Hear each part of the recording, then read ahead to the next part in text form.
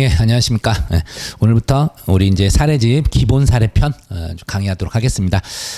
예년에 봤더니 한 6회 정도에서 끝났는데 올해도 한 그 정도 분량 생각하시면서 가시면 될 것 같아요. 근데 이게 또 제가 비슷한 내용을 또 얼마 전에 딴 데 대학 가서 특강을 했는데 그때 한 12시간, 3시간 정도 걸리긴 하더라고요. 근데 1시간씩 빡빡 채워서 그렇게 가기 때문에 우리 쪽에서는 50분씩 정도 내에 한다면은 한 15회, 6회 이 정도에 끝날 것 같아요. 15강이나 6강 정도에서 끝날 것 같습니다. 자, 1번 문제부터 보겠습니다. 항소심에서 공소장명과 사물관할. 참고로 이 기본 사례는요, 제가 이제 모든 직렬에서 이제 변호사 시험이건 법원행시건 그다음에 우리 경정승진이나 경찰관 뭐 이런 등등 사례형 시험 문제 보는데 예전에 사법시험도 있었습니다만은 거기서 이제 출제될 수 있는 그런 이제 테마들을 정리해서 놓은 것들입니다. 그래서 이게 가장 기본이 되는 것들이고 최소한 여기 있는 내용 좀 알아야 여러분이 형사소송법에 대해서 사례 좀 쓸 수 있다 이런 내용들이니까 잘 정리하셨으면 좋겠습니다. 자, 3페이지 첫 번째 테마 항소심에서의 공소장 변경과 사물관할 이 내용이 나옵니다. 자, 이건 뭐 별로 어려운 내용은 아닌데요. 여기에서 여러분이 이 문제를 내면 항상 자주 누락을 하는 게 항소심에서 공소장 변경이 가능한지에 대한 논점을 잘 안 써요. 사실 여기는 좀 제가 길게 써놨지만 여긴 판례만 써도 충분한데 누락을 많이 해. 누락을 많이 해서 그 부분 누락주의라는 것을 먼저 기억해 두십시오. 우리가 공소장 변경 한계랑 이런 거 잘 써요. 그리고 사물관들도 잘하는데 항소심에서 공변이 가능한지 이 쟁점 자체를 안 쓰는 경우가 많기 때문에 말씀드린 겁니다. 자, 문제 바로 볼게요. 관련 사례. 가불병은 폭행치상으로 기소, 공동피고인으로 재판을 받았고 1심 법원은 갑에게 징역 1년, 을에게 징역 2년, 병에게 징역 1년의 집유 2년을 선고합니다. 이에 대해 병은 항소하지 않고 형이 확정. 자, 근데 얘가 오히려 다행이에요. 왜냐하면 갑을은 항소하여 재판을 받고 있는데 B가 사망을 해버려요. 그래서 이제 폭행치상이 아니라 상해치사로 이제 바뀌어버립니다. 그래서 검사가 갑에 대한 공소사실을 단독 판사 관할 사건인 폭행치상에서 합의부 관할 사건인 상해치사로 공소장 변경을 신청하는 경우 법원이 취할 조치, 이 내용이 지금 나오고 있는 거예요. 자, 그래서 이제 여러분이 먼저 아셔야 될 게 좀 전에 얘기했던 항소심에서의 공변 가부 먼저 그부터 쓰시고 그 다음에 이게 단순히 공소장 변경에서 끝나는 것이 아니라 사물관할이 변경되잖아요. 이랬을 때 어느 법원으로 이송돼야 되는지. 우리 이제 8조 1항에서는 단독 판사 관할 사건이 공소장 변경으로 합의부 관할로 변경되었을 때 이송하라고 해야 된다 이제 이렇게 돼 있는데 그건 1심인데 그게 2심에서도 적용되는지 그런 것 또 2심에서 적용된다면 그 법원은 어디인지 이송할 법원 그런 게 쟁점입니다. 자, 보시면 쟁점 중에서 먼저 사항같이 항소심 공판 진행 중에 단독 판사 관할에 해당하는 폭행치상죄가 합의부 관할에 해당하는 상해치사죄로 변경된 경우 먼저 공소장 변경이 허용되는지, 그 다음 항소심에서 단독 판사 관할 사건을 합의부 관할 사건으로 공변이 허용된지를 살펴보도록 한다. 다음으로 만약 이러한 공변이 허용될 경우 형소법 8조 2항이 적용되는지, 1항이 아니 2항, 8조 2항이 적용되는지 및 적용되는 경우 관할권 있는 법원이 어디인지. 자, 항소심에서 공변 허브 나오는데 여러분 여기 학설은 쓰지 마세요. 그냥 판례만 쓰세요. 판례만. 학설은 쓰지 말고 여기는 누락만 안 하면 돼요. 중요 쟁점은 아닙니다. 그래서 대법원은 항소심 구조를 103조 원칙적 속심 예적 사후심서를 전제로 항소심 법원이 변론을 종결하였다가 그 변론을 재개 심리를 속행한 다음 검사의 공소장 변경 신청을 허가했다여 위법이 아니다. 그대로 외우십시오. 그래서 현행 형사소송법상 항소심은 실체적 진실 발견일에 새로이 발견되는 증거를 고려할 수 있도록 해서 속심적 성격이 인정된다는 점을 고려 판례 적설 따라가시면 되겠습니다. 그러니까 판례만 쓰시고 바로 가능하다 가셔도 돼요. 자, 그래서 4번에서 사안의 경우 4페이지죠. 4페이지에서 한 페이지 넘어가니까 폭행치상죄와 상해치사죄 사이에 동일성이 인정되므로 항소심일지라도 검사는 갑에 대한 공소사실을 폭행치상에서 상해치사로 공변 신청을 할 수 있다. 이렇게 나왔습니다. 여기서는 사실 여러분 이건 역사적 팩트가 동일하잖아요. 갑을병이 피해자 B에 대해서 처음에 이제 폭행치상이었지만 도중에 B가 사망했기 때문에 역사적 팩트가 동일합니다. 그래서 어떤 그 학설에 따라도 소구범죄기 어떤 학설에 따르더라도 폭행치상의 상해치사죄로 동일성 인정된다는 점, 그래서 공소장 변경된다는 점은 의문이 없다. 그래서 이게 공소장 변경 한계까지 쓰는 그런 문제는 아니에요. 그래서 누가 봐도 여기서는 공소사실의 동일성 인정되니까 그냥 항소심에서의 공변 허브 여기서 같이 논의를 하셔도 충분하겠습니다. 물론 이제 여기서 굳이 이제 쓰시고 싶으시면 여러분이 공소사실의 동일성을 따로 목 찾아봐서 하셔도 돼요. 그래서 소구범죄기 학설 쓰시고 그다음에 판례 기본적 사실관계 동일성을 기초로 하면서도 규범적 요소를 고려한 입장이다 하면서 판례 따를 때도 당연히 동일성 인정된다. 그렇게 가셔도 돼요. 근데 이게 15점이라서 배점이 크질 않아서 동일성을 따로 목차를 안 잡았을 뿐입니다. 자, 로마자 3번 항소심에서 사물관할이 변경된 경우 8조 2항의 적용 여부. 아까 얘기했죠. 8조 2항 단독 판사가 관한 사건이 합의부 사건으로 변경된 경우 자, 규정하는데 1심이 아닌 항소심에서 적용될 수 있는지. 그래서 왜냐하면 처음에 상해치사에 대해서는 항소심이 사실상 1심이잖아요. 그러니까 이거 혹시 1심 재판을 받을 피고인의 이익을 박탈하는 것이 아닌지 그런 문제도 있고, 또 한편으로 다시 1심부터 다시 시작하면 소송경제에 반할 소지도 있잖아요. 그래서 두 가지 1심 재판을 박탈하는 문제와 소송경제라는 문제가 있어 견해가 대립됩니다. 그래서 여기서도 판례만 쓰시면 돼요. 판례 보시면 대법원은 항소심에서 공소장 변경에 의해 단독 판사 관할 사건이 합의부 관할 사건으로 된 경우에도 법원은 사건을 관할권 있는 법원에 이송해야 된다고 판시. 그래서 검토에서도 신속한 재판을 받을 권리와 신급에 따른 재판을 받을 권리를 모두 이제 고려할 때 판례 태도 타락 그렇게 이제 갔습니다. 자, 그럼 이제 어느 법원으로 보내야 되냐 이거죠. 항소심에서 사물관할을 달리하게 되는 공변 신청 시 법원의 조치. 그래서 검사의 공변 신청에 대한 조치가 나오는데, 일단 298조 1항 동일성 인정되면 허가해야 된다 그랬잖아요. 그래서 당연히 허가를 해줘야 되는 것부터 써놨습니다. 298조 1항 검사의 공변 신청이 있는 경우 법원은 공소 사실의 동일성을 하지 않은 한도에서 허가해야 된다. 그래서 앞서 살핀 바와 같이 갑의 비에 대한 폭행 시상의 공소 사실과 공변을 통해 변경하고자 하는 상해치사죄 사이는 공소 사실의 동일성이 인정되니까 항소심 법원은 공변을 허가해야 됩니다. 이 내용을 하나 썼고요. 그 다음에 이제 공변 후 항소법원의 조치인데, 자, 어느 법원으로 보내야 되냐 이거예요. 사물관할 단독 판사 관할 사건인 폭행치상의 하부 관할 사건인 상해치사로 변경됐을 때 8조 2항 적용됐을 때 어느 법원으로 이송되냐. 학설 대립이 나오는데 여긴 좀 이름을 쓰셔도 좋겠어요. 자, 첫 번째가 뭐냐면요. FM대로 관할 위반 판결하면 된다. 근데 이거는 소송경제에 반하죠. 가장 관할 위반 판결설. 두 번째 1심에서 뭐 하면 되는 거예요? 지방법원 항소부 1심 판결. 이게 신급의 이익을 위해서, 피고인의 신급의 이익을 위해서 지방법원 항소부 1심에서 관할하자. 1심에서 관할하자. 이런 입장. 그다음 세 번째는 아니 어차피 현재 공소제기 돼 있는 것이 지방법원 항소부 아니냐. 그래서 지방법원 항소부가 그냥 2심으로 관할하자. 이런 견해도 있고, 마지막 네 번째가 고등법원 이송설입니다. 사실 이제 고등법원 이송설이 우리 다수설 8의 입장이에요.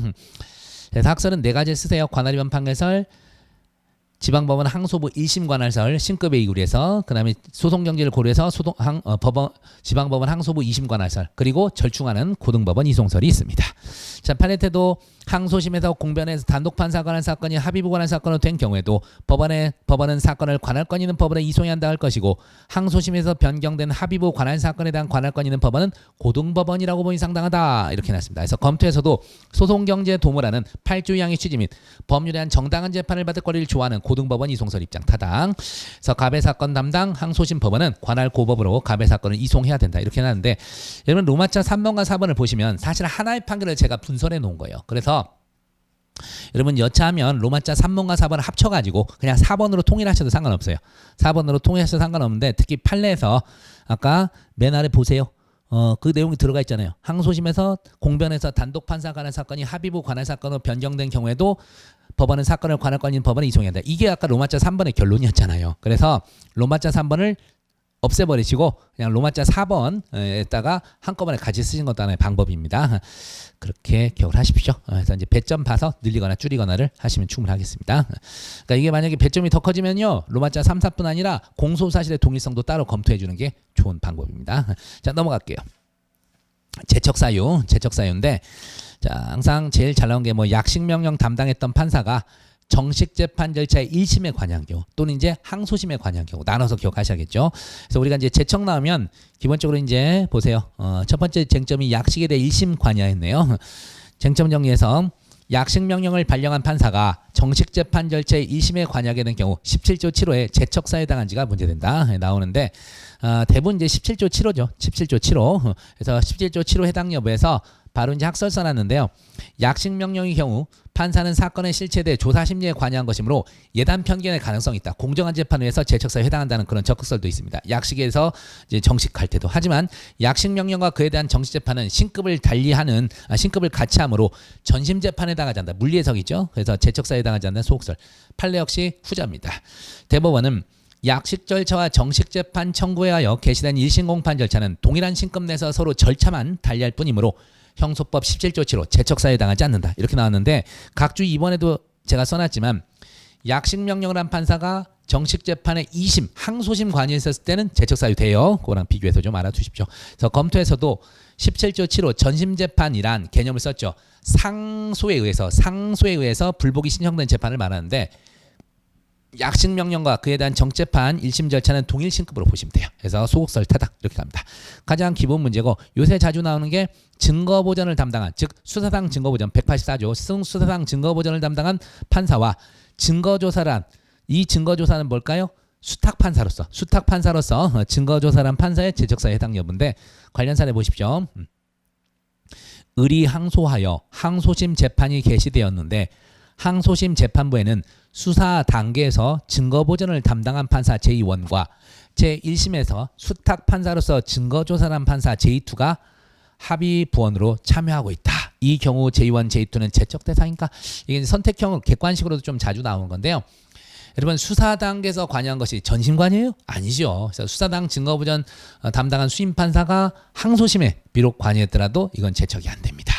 하지만 1심의 수탁판사로서 원래 재판장 또는 이제 수임이 아니죠. 수명법관이 가서 해야 될 것을 갖다가 다른 법원 소속 판사가 해준 거잖아. 수탁판사. 어차피 똑같아. 이 재판장은 증거조사에 있어서 수탁판사는 증거조사에 있어서 누구랑 똑같아요? 재판장과 동일한 권한을 가져요. 한마디로 이 수탁판사가 증거조사를 했다는 것을 1심에 관여한 거예요. 수사상 증거보전과 달리. 어쨌든 해당됩니다. 그래서 쟁점 정리 가봅시다. 항소심 재판을 담당하고 있는 제2원과 제2투에게 제척사유가 인정되는지는 바로 17조 7호 전심재판 또는 기초되는 조사심리에 관여 해당한 때 이걸 보죠. 관여한 때 해당하는지 여부인 바 각각의 제척사유 존재 여부를 판단하기로 합니다. 그래서 항상 전심재판 그리고 전심재판에 기초되는 조사심리 관여 두 개를 좀 써주는 게 좀 좋은 점수를 받게 됩니다. 그러니까 약식은 이런 말 쓸 필요가 없잖아요. 그냥 전심이냐 아니면 검토하면 되겠지만 증거조사한 거 또는 증거보전을 한 판사의 경우에는 항상 전심재판 맞는지 그리고 그 기초되는 조사심리에 관여한 경우에 해당하지. 두 개를 꼭 써주세요.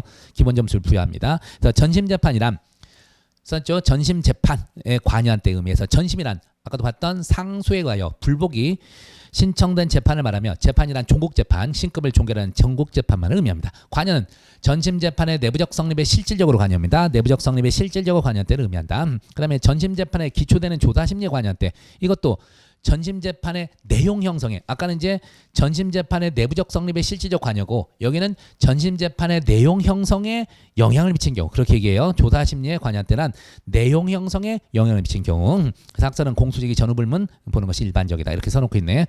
자 근데 우리는 학설 따라가지고 판례를 가야겠죠. 자 이제 수사 단계에서 증거보전 절차에 관여한 제2원의 경우 학설에서는요 금방도 얘기했지만 어쨌든 내용 형성에 영향을 미치지 않았냐. 증거보전 아시다시피 증거보전한 결과가 특히 이게 증거보전 절차에 작성된 조서는 311조에 따라 당연히 증거는 인정되잖아요. 이제 그런 걸 고려했었을 때 판결에 영향을 미칠 수밖에 없다. 그래서 이제 제척사유에 해당한다는 적극설이 있죠. 그래서 전심재판의 관여는 아니나 기초되는 그러니까 양가로 1이 아니라 양가로 2에 해당하는 거예요. 기초되는 조사심리에 관여한 경우에 해당한다고 보는 적극설. 그 다음에 구속영장 발부와 마찬가지로 전심재판 관여뿐 아니라 기초되는 조사심리에 관여한 경우에 해당하지 않는다. 수사 단계에 관여했을 뿐이다. 구속영장 발부와 마찬가지로 참고로 여러분 수사상 증거보전 담당하는 판사가 영장 발부하는 수임판사랑 똑같아요. 그래서 구속영장 발부와 마찬가지로 전심재판 관여뿐 아니라 기초되는 조사심리에 관여한 경우에 해당하지 않는다. 소극설. 그래서 증거보전 절차에서 증거조사를 한 경우는 제척사유에 해당하지만 단지 압생영장 발부에만 관여한 경우에는 제척사유가 아니라 보는 절충설. 그래서 수임판사도 영장 발부했었을 때 압생영장 발부한 거는 전시재판 관여 등에 해당하지 않지만 증거조사를 한 증거보전 절차에서 증거조사를 한 경우에는 제척사유에 해당한다는 거예요. 절충설 대립이 있습니다. 자 판례 갑니다.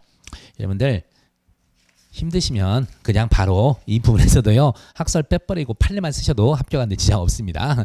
그래서 8페이지 보시면 판례는 공소제기 전에 검사 청구에서 동법 184조에 한 증인신문을 한 법관은 17조 7호 전심재판 또는 기초되는 조사심리에 관여한 법관이라 할 수 없다 해서 부정설의 입장을 따르고 있습니다. 그래서 검토에서도 공소지기란 수사 단계 증거보전 절차를 담당한 법관은 전심재판에 관여하거나 사건에 기초되는 조사심리에 관여한 것으로는 무리가 있다. 해서 판례 따라 가시면 되겠습니다. 다만 이제 하나 추가하셔야 돼요, 여러분. 우리가 제척사유는 부정하지만 어쨌든 증거보전 절차에 관여했잖아요. 그래서 18조 기피 사유에 해당할 수 있다. 18조 2항 법관이 불공평한 재판할 염려가 있는 때에 해당 기피 신청할 수 있다. 이런 게 가점 요인입니다. 이런 거 좀 기억하시고요. 계속해서 이제 1심에서 수탁 판사로서 증거 조사를 한 제2투의 경우 여기는 학설 대립이 거의 없어요. 그래서 그냥 판례만 쓰시면 진짜 되는데, 자, 증거 조사는 재판의 내용 형성에 관여한 행위를 보면 타당 1심에서 수탁 판사로서 증거 조사를 담당한 법관이 항소심 재판에 관여한 때는 전신 재판에 기초되는 조사 심리에 관여, 그러니까 전신 재판 관여보다는 전신 재판에 기초되는 조사 심리에 관여한 때에 해당한다. 이렇게 가는 게 맞습니다. 그래서 판례 또한 1심 판결에서 피고인에 대한 유죄 증거로 사용된 증거를 조사한 판사는 17조 7호 소정에 전심 재판의 기초가 되는 조사 심리에 관여했다 할 것이고, 그와 같이 판사는 직무집행에서 제척돼 항소심 재판에 관여할 수 없다. 이렇게 가시면 되겠습니다. 긍정설 바로 따라가시면 되겠죠. 됐죠? 수탁 판사는 해당하게 됩니다. 동일한 입장. 여기서는 이견 별로 없으니까 그냥 학설, 그냥 앞에 바로 결론 내리고 판례를 쓴 겁니다. 자, 혹시 이제 또 변호사 시험에서 한번 이게 모의고사에 나온 적이 있었는데, 검사에 대한 제적 기피, 검사인 제적 기피 부정하는 게 타당합니다. 명문 규정도 없고, 특히 검사는 사실상 검사 동일치 원칙이 있잖아요. 그렇기 때문에 의미가 없다 이거죠. 쟁점령이 보시면 검사에 대한 제적 기피의 폐지되는 법률에 아무런 규정이 없습니다. 만약 검사가 피의자와 친분관계에 있을 경우, 또 검사에게도 법관에 인정되는 제적 기피의 폐지를 준용, 사건에서 배제시킬 수 있는지 문제가 되는 거예요. 그러니까 검사가 피의자와 친분관계에 있다거나 검사가 피해자 내지 피해자와 친분관계에 있을 때, 뭐 이럴 때도 마찬가지죠. 그래서 이제 학설에서는 검찰 사무의 공정과 이에 대한 이해관계는 신뢰를 보하여 공익의 대표자인 검사가 국가형벌권을 적정하게 실현하도록 하기 위해서 검사에게도 인정하자는 적극설. 그러니까 핵심은 뭐예요? 검찰 사무의 공정과 이해관계는 신뢰 보호, 공익의 대표자인 검사의 국가형벌권 적정 실현. 세 개가 있는데 한 두 개만 쓰세요. 검찰 사무의 공정, 공익의 대표자인 검사가 국가형벌권 적정 실현하기 위해서 적용하자. 이런 견해. 두 번째 견해, 검사 동일치 원칙상 특정한 검사를 직무집행에서 배제한 것은 아무런 소송법상 의미가 없다. 그렇기 때문에 부정하지 않게 견해. 판례 역시 부정설에 가깝습니다. 범죄의 피해자인 검사가, 그러니까 피해자가 하필 검사였어요. 그 사건의 수사에 관여하거나 압생영장 집행에 참여한 검사가 다시 수사에 관여했다는 이유만으로 바로 그 수사가 위법하다거나 그에 따른 참고인이나 피의자 진술에 임의성이 없다 볼 수는 없다. 그래서 긍정설의 입장입니다. 그러니까 저기 부정설의 입장이에요. 속설. 네, 그렇잖아요. 검사는 우리가 소송법적으로 검사가 교체됐다 하더라도 공판 절차, 갱신 사례당 이런 게 전혀 아니에요. 검사 동일치 원칙상 이 검사나 저 검사나 뭐 다 똑같다 이거죠. 그래서 부정하는 게 타당합니다. 그래서 검토에서도 입법론으로는 변론을 하더라도 현행법상 검사의 경우 제척 기피를 인정하는 명문 규정이 없다는 점을 고려할 때 소속설 타당 이렇게 결론 내렸습니다.